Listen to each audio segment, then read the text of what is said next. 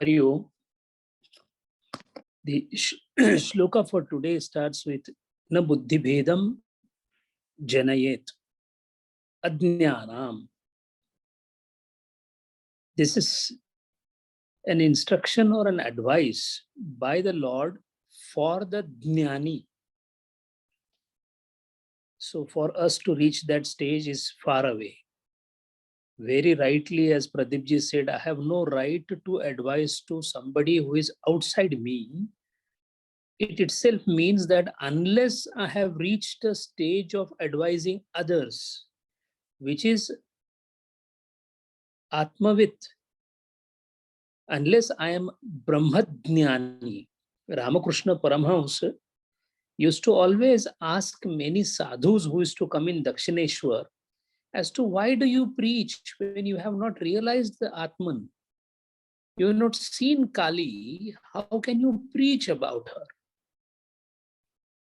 So one is the adhikar that one should have to advise, and then another is using the advice in the proper manner.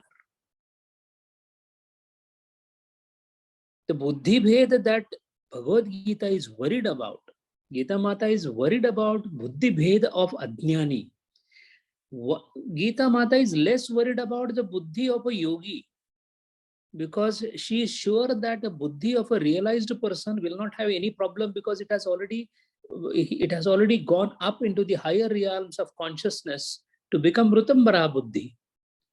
So that will not be, that is uncheckable mountain. She has already scaled the heights. It is the one who is struggling at the bottom. Buddhi in its raw form, buddhi in its awareness form, not in the term of atmic awareness, but in the form of prakrutik awareness, a lower kind of a buddhi. It is not yet transformed itself into creative wings of pratibha. It is still not mature enough. It is not sukshma. It is not tikshna, penetrating, pointed.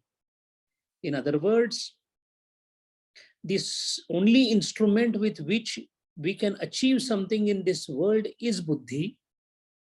So the instrument or the appliance to be used for the attainment of Atma Tattvam is buddhi, and it is comparable to a sword.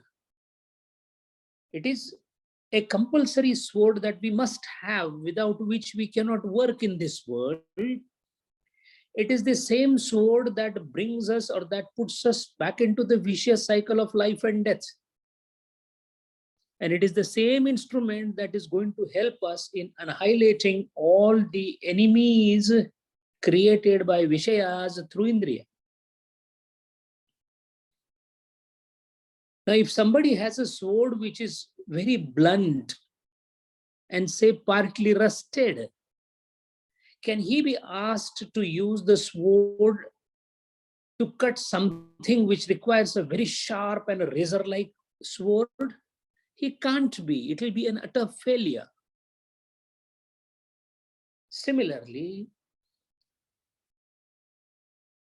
perhaps a good analogy I can give by my personal secular experience.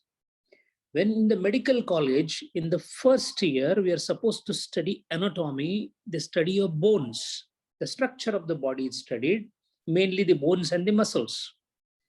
So we were in the what is called as that is first year, second term, and we all, a group of friends, went to visit one of the relation of a friend who was a surgeon, and he was almost 50, 60 years old. So we went, we were very enthusiastic, new medical college students. So we went and told him that we are in the first year, second term, and we are now studying the bone called femur. To all that discussion, he said, it is of no use. Surgery is something totally different. This all you do, it is of no use. It's okay, I mean, you study it. So the way he described it, it discouraged us very badly. Knowing fully the fact that he also underwent the same procedure, because he had reached a stage where this knowledge was already absorbed by him, he started looking at us from his standpoint. He should have come to our standpoint and perhaps could have encouraged us. So as a result, the whole meeting resulted into some kind of disappointment. In the similar manner, a primary school student, if he is told by a PhD person, a professor, that, okay, you are studying all these alphabets, but they are of no use. Actually, the study is something different. That would discourage him. Yes, agreed, he is in first standard and he is definitely not complete in his knowledge, but he has to be encouraged through that process so that the process of learning is not discouraged. So the whole purpose of Buddhi Bhedam is Buddhi Vichalayet. Shaking of the intellect is something which has been advised not to do. Don't do is not the message. Change the way you do is the message. We are all, call yourself puppy, call yourself not well adept, call yourself not a good sadhak, call yourself a trying sadhak, whatever way we describe ourselves, the fact remains that there are things which we are doing which are not right. And our confusion is how to do it right. Is it not that every one of us is aware that we should not be doing certain things? We should not fall prey to the tests of the palate. We should not fall prey to the unnecessary gossiping. We should not fall prey to unnecessary backbiting. We should not spend our time into unnecessary secular activities, or rather devote ourselves to the name of Lord Rama. Everybody is aware of it. At least people like us who are attending Gurudeva Satsanga definitely have come to a level where we understand that this is not right and what is right. The problem for us is, how do you do it? I try my level best to control my mind and it still runs away. So my intent is nice. My action is not coming out the way I desire. I want to be like Gurudeva, but I'm not able to. I want to sit for meditation, but I can't concentrate my mind. So the issues that I'm facing are not the issues of what to do. I have two issues. One is how to do it, and second is which one to do. What is the shreyas and the prayers, and where do I see them? In our secular knowledge classes, whether engineering or medical, you go to your seniors and ask them, how did you do it when you were there? And then he would tell you, look, what you do is you start like this way. First, take few important topics, get the fundamentals very clear. So he advises us. His study becomes the benchmark for us to follow. But in our regular life of sadhana, where are those benchmarks? Those benchmarks are the saintly people or the Rushitulya Gurudeva. The test standard is evolved by people of Gurudeva's stature. Then we juxtapose our behavior with that particular person and then try to see, asking a question, would Gurudeva do this if he is in my place? And then the answer comes, yes, I say it is a right action. If it is no, then it is not a right action. But I need a touchstone to verify the gold. So the issue is mending the way. And that is because the action being part of me, as long as Trigunas are with me, action cannot leave me. It is definitely and with certainty I can say that the gunas are with me because action cannot leave me. So time and again we get a thought in the mind that सब कुछ छोड़ छाड़ के I want to leave everything and go to Himalayas. They're not this wife, this children, this sort of smashana sannyas, smashana vairagya has no meaning. Even now, there is a thought lurking in the mind that another 10 years, I'm retired, then India, then again the bungalow, then again the small swing, then Bhagavad Gita in the hand, evening time, a cool breeze is coming, and then I will become Atmadhyani. This is a stupid idea that we carry in the mind. Not there, but here, right here. Gurudeva says, right here, where you are sitting. ठाईच बैसोनी करा एक चित्त आवडी अनंत आळवावा. तुकाराम महाराज से just sit where you are. जैशी स्थिती आहे तैशा परी राहे. कौतुक तुप आहे संचिताचे. Don't move anywhere. Sit where you are. न लागे जावे वनांतरा सुखे येतो घरा Narayan. Don't have to go to the forest. Narayana will come where you are. The meaning of the entire thing is, do not try to change or exchange, but mend the ways. And mending the ways requires some standard to follow. So that ISO 9000 or whatever we call of the spirituality are the people of the stature of Gurudeva. So Gurudeva is a touchstone that we carry in our mind, bringing it out and using it as often as possible to verify the actions that we are doing, so that our actions go right, not actions go away, actions go right. And while doing right action, right action, right action, right action, right action, a point comes when the action goes away. So a Nishiddha karma is the lowest action that one can do. Now, in case of Nishiddha karma, the Rishis and Munis and people of Gurudeva's stature do not give any guidance. They just say, leave it. None of these saintly people tell you how to do murder in a systematic manner, because it is a Nishiddha karma. So it is only for the Vidhivat karma that their standards are to be applied. So if you are into Nishiddha karma, it is a complete no-no. In other words, Tamasika karma has to be completely jettisoned by the sadhaka. Then in the Vidhivat karma, which we are doing, which is called as Kartavyam or part of duty,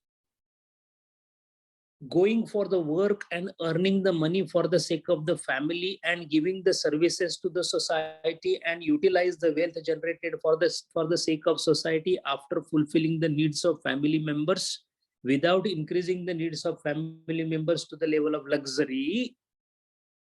While doing this particular act, I do get flabbergasted by certain equivocal questions.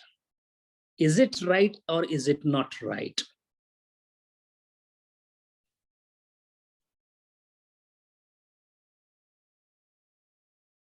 The ignorant lacks the purity of mind. Ajnanam karma sanginam. What is the only fault we have with us? We don't have purity of mind. All right. Avidya is the base of all the things. Fine. But manifestation-wise, lack of purity of mind is our first and the fundamental problem. No, but I am not able to do ekagrata. I am not able to go into asampradnyat samadhi. Sir, these are higher problems. These are postgraduate problems that we don't deal with now. We have a primary level problem, primary secondary school level problem, no chitta shuddhi. And how do you do chitta shuddhi? Not by meditation, not reverse way.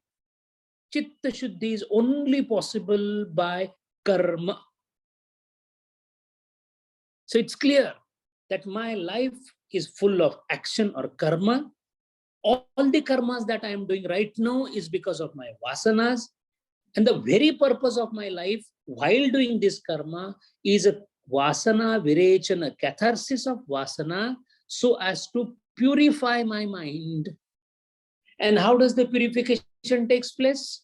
While suffering from the actions resulting from the old vasanas, I do not create any new vasana, so that the continued progress of vasanas, birth after birth, is halted, and the action then helps me to purify my mind.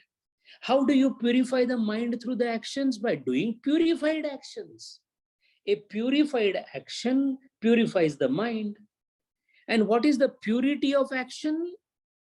Which action is a pure action? All the actions done by Gurudeva are pure actions. That means the benchmark for purity of action is saintly person. Whatever he did, I did. Gurudeva never did anything for himself. Yardstick number one, none of my action will be for myself. No, but sir, I did buy those 2 shirts and 3 trousers for me. Did Gurudeva buy something for him saying that, I need a small this or a small that? No, he never did it. That means I should not be doing it. Non-self-centered activity was the conundrum, was the sin canon of Gurudeva. Nothing he did for himself. Then is he not your role model now? If he is the benchmark, my action should be of the similar tribe. Then what will happen? Then vidhivat karma, which I am doing, will be exactly as the way Gurudeva would expect or do. We are not supposed to copy the karmas made by Gurudeva. After reading the biography of Gurudeva, you get so inspired, you feel like immediately going and walking. I felt it many times. Start from Rishikesh, start walking a same route to Uttarkashi. There will be some Tapon Maharaj of my time will be sitting there. He will say, oh, new Chinmaya, come here. Doesn't happen, sir. Gurudeva reached Himalayas because of many births of purity of action led him there. I am at the bottom of the ocean. It will take time, not to be discouraged. First thing first, I don't know the alphabets, Varnamala. I want to be a Kavi. You can be a poet, but not now. Right now, Varnamala, Sandhi, Vigraha, primary basic grammar. So basic grammar, where do you study? In the school called life. And what is the basic grammar of the sadhana? Karma. So that being the reason, that is the reason why amongst the ashramas, grahastha ashram is included. Not everyone can become brahmachari. Knowing fully well that grahastha ashrama is inserted, and now that we are already into in, we have to first think of karma yoga.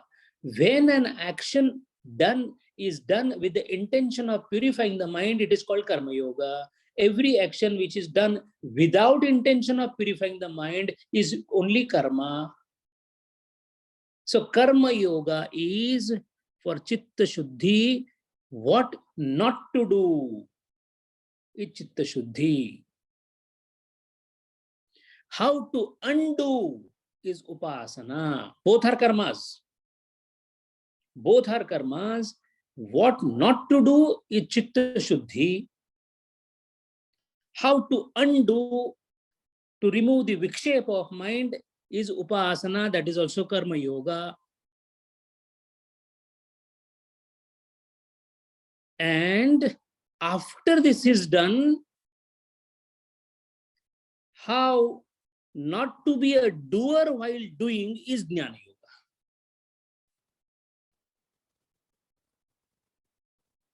So again, while doing the karma, not to do the karma is not the message, but to change the way doing the karma is the message. A dirty linen of older karmas can be washed only in the pure water, but not in the muddy water. So change the water while washing the dirty linens of past karma. This is what the elders, iti sushtum dhir. Dhir is the word used for these people. Iti sushtum purvesham. If you see Upanishads, again and again, Ishavasya Upanishad, Kenopanishad, this word comes. Iti sushtum purvesham yenas tadavacha chakshire. This is what we heard from the people who were great. The great people, the sadhus, the sannyasi, the jnanavan, the Gurudeva. That's why Gurudeva says, Gurudeva's words in this particular commentary are, action leads to wrong direction. It may lead to wrong direction. Don't change it. What do? Action done can bring you to the right path. It is the same instrument, the same sword that will be useful. All you need to do is just sharpen it. The sword called buddhi, if we sharpen it, then it will come to our rescue. So, na buddhi bhedam janayat ajnanam karma sanginam joshayat sarva karmani. Do it with full vigor. Vidvan mukta sancharan. Whom do you ask how to act in this world? The whole world will be absolutely blind without the luminaries of Gurudeva's stature. What happened to this example given by Jairamji? The person with a tamasic intention did reach the place, completely turned pale in front of the Jnanagni that walked on the stage. As a result, what did Gurudeva did? He didn't despise the person. He changed the person's thinking. And how does this happen? That is what the 27th sloka says, Prakrutehi kriyamanani. This is called as a fundamental golden rule. Prakrutehi kriyamanani. First of all, the world is of Prakruti and her three daughters called Trigunas. The world is not ours at all. Then who are we? We are the puppets through which Prakruti plays by installing the three daughters called Trigunas. Maya maha thagini ham jani. Triguna fase liye kar dole bole madhuri bani. Maya maha thagini ham jani. Kabir Maharaj says, I know this witch called Maya. She has these three nooses, hanging ropes called Trigunas, which she keeps on putting. Imagine in a show of a puppetry, if the puppet starts thinking that he is the one who is making the dance, what will happen? The one who is having actually the threads in the hand, he will pull you to the right direction. That pulling is called pain, dukkham. Instead, if the puppet follows what the coordinator is doing, nothing will happen to the puppet, provided he knows that Dwara abhito jagati stravantu. This is a part of Chinmaya pledge. Through me to the world, through me, not by me. Prakrutehi kriyamanani gunaihi karmani sarvashaha. Now, if the guna, Sankhya's biggest gift to the entire mankind is Triguna's discovery. If the Trigunas is what the whole game is all about, then what should I be doing? Moving up from Tamo to Rajo to Sattva Guna, as Pradeepji rightly said. Unfortunately, the one who does not do that, Ahankara Vimudatma Karta Aham Iti Manyate. I am the doer is what? Who says that? Ahankari Vimudha Atma. The deluded soul full of ego. Iti Manyate. Who says? I am the doer, he thinks. In fact, his thinking is also not his. Why? Yad manasana manute yena ahur manomatam. Kenopanishad. The mind doesn't think, there is a thinker behind the mind, the consciousness. Even that is not known.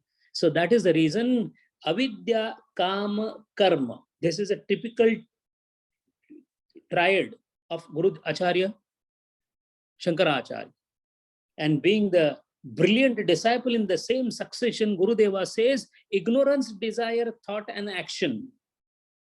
Spiritually ignorant, intellectually desiring, mentally thinking, and through karana and indriya acting. Avidya kama karma elaborated by Gurudeva. So the essence is, it is the vasana. She is very keen on marriage. Vasana is spinster, unmarried, only in case of jnani, because they burn the desire. Otherwise, vasana is very keen and she marries the mind and produces the action. Vasana is the daughter of avidya. Vasana, when decked up, when prepared, when beautified for the sake of marriage, it is called desire.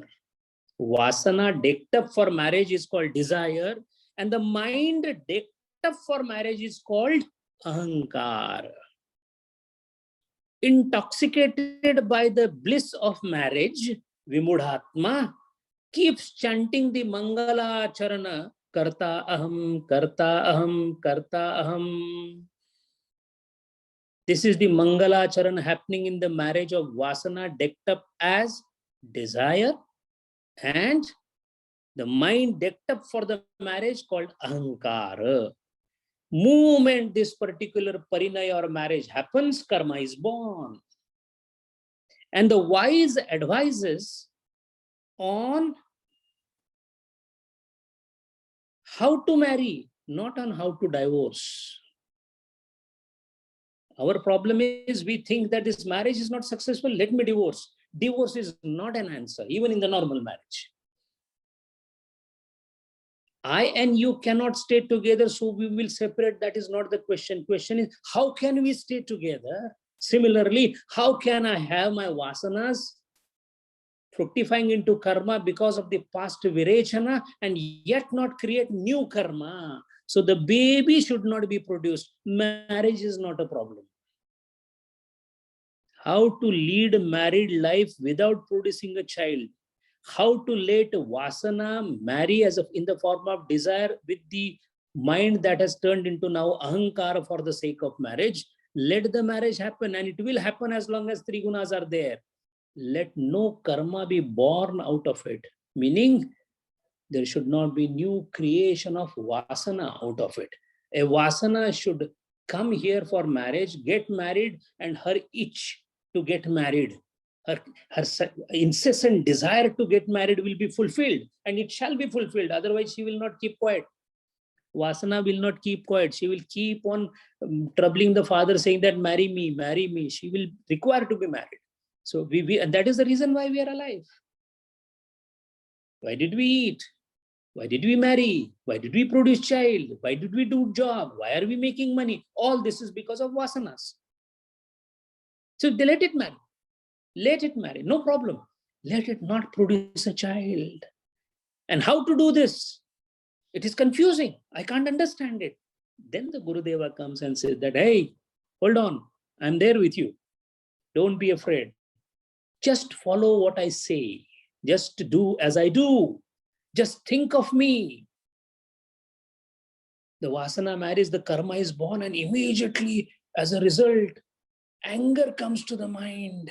The anger leads to another karma. That time, if we realize, oh, Gurudeva was never angry. In spite of inconveniences, the baby is not born. That is why ahankara vimudatma karta aham iti manyate. The problem with ajnanam is sangha ajnanam karma sanginam. Gita defines who is the karma sangina is ajnani. Then what happens to ajnani? He becomes ahankara and vimudatma. And what he keeps chanting throughout the life, kartaham, kartaham. We do that. Look at me, what did I do? I know how I look after my children. Don't have to tell me anything. You know what, I'm a CEO. You know what, which car I'm carrying. Do you know from what poverty I came? Do you know what I have done? Do you know if I get angry, what I will do? If don't try to rub me on wrong side, otherwise there's no bad person like me. Do you know how much dhanam I have done? What is all this, sir? Karta aham mangala charanam of desire, marriage of desire and ahankara. So, how to properly get married and not having a child? That means no new karmas. No new karmas means chitta shuddhi. Removing the malam, it's chitta shuddhi. Once that is done, you feel, when can I recite God's name? That means the mind now wants to get more towards avikshepa avastha. Once these two are done, then we will be reaching a place where no karmas can affect us. Even though to the jnani the karmas are not required, yet he gives advices about the karmas. Guru Deva was beyond three gunas and he advised all his life on gunas. That is the beauty, Maharaj. The one who has won the race and gone out of the race can only be the best advisor. That is what Guru Deva was. Hari Om.